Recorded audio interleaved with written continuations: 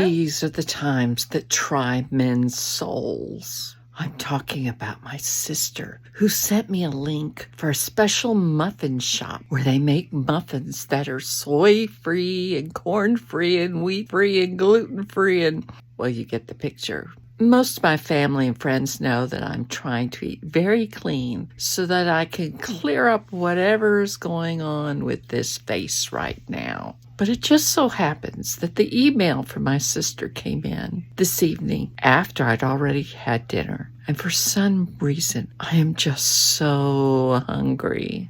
I still love my sister, and I'm really thankful to know that there are creative people out there who are thinking of ways of preparing favorite foods in a way that those who are struggling with food allergies or other problems can still enjoy a good muffin. There was a chocolate chip banana muffin, and there was, I think, a Thin Mint muffin. Well, not tonight, but I must admit, my tummy is hungry.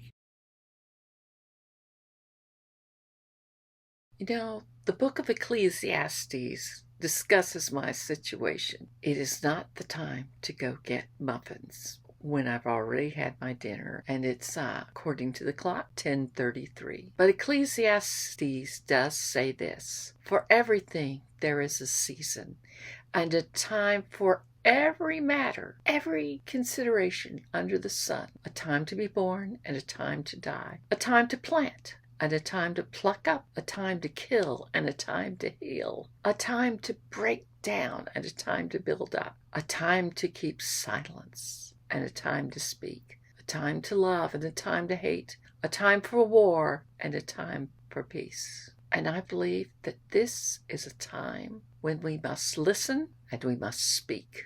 You may have noticed things are getting kind of rough out there.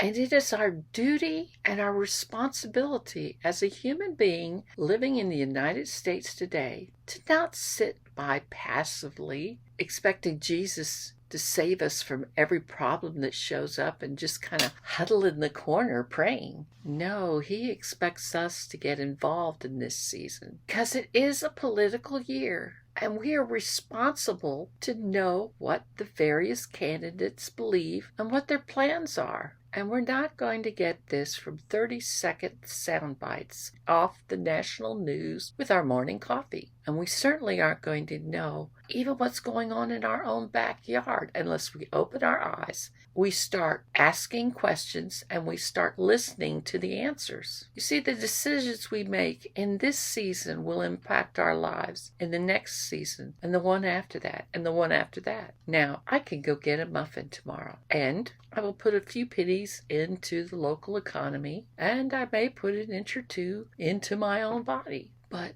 the decisions we make affecting our culture at this point will affect the rest of our lives and the lives of our children and their children. And the effect can spread throughout all the world because of the interconnection of nations at this point. As believers in Jesus Christ, we are expected to speak truth. We are not expected to hide in the corners and keep silent, but we're supposed to speak the truth. We're supposed to be gracious. We're supposed to be very wise in our presentation, but we are to be speaking truth and not backing down. So consider today, what are you doing to speak truth into your culture? Now, if you're a busy mom with small kids, area and level of influence may seem to be very, very small, but are you speaking truth into that? If you're the head of a company, are you speaking truth and being willing to make a stand for that truth, even though it may have some economic consequences? Our responsibility is to speak truth and to join with our brothers and sisters and pray that God's purpose and plan for us, our families, our cities, our towns, our nation will be done on earth as it is in heaven. Know the season that you're in.